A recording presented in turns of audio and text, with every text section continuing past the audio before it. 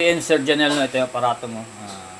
27 watts power, yung wattage, then 13 volts ang battery, then 1.9 ampere ang RPS niya. Yan. Okay. So merong load ng flip fan.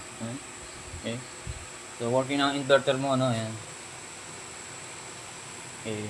Merong konting diferensya, walang problema yon as long na tumataas ang tayo. So ang cutoff niyan ay 11.5 low watt ang battery mo, mamamatay yung LED red, hindi gagana yung inverter. So ang reconnection nito is 13.2. Pag sinarge mo ulit, saka lang ilaw yung LED red. Then makita mo sa setting ng reconnection dito sa right button, yan 1.7 plus 11.5 is 13.2. Okay, so positive to negative lang yan, sir, napakasimple, no? Alam ko namang nanonood ka ng mga video natin, no?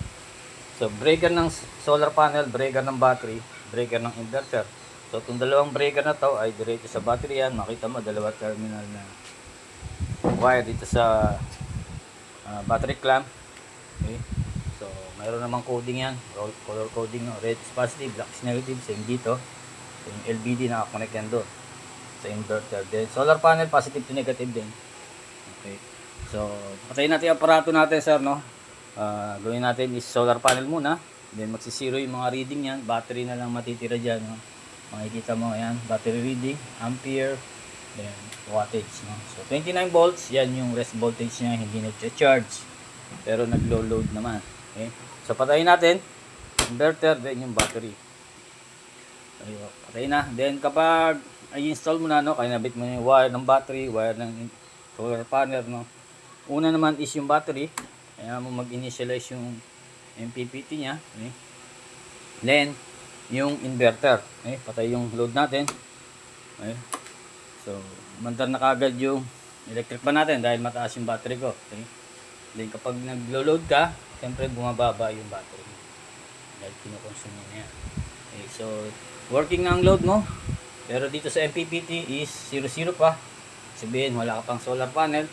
So power mo yung solar panel mo para magkaroon ng harvest. Okay. So yung makikita mo mga reading niya sa P, sa A, yun yung charging niya.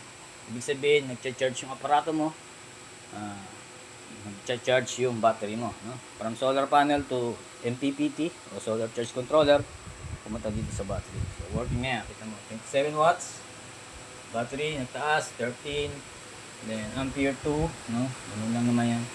So, pwede tayo mag-chat or video call, no, sir, no? Salamat sa pagtitiwala. So, balutin na natin ito, i-ship natin dahil may parating na bagyo. Mamayang gabi na yung dating, no? Salamat ulit sa pagtitiwala, sir Janelle. God bless.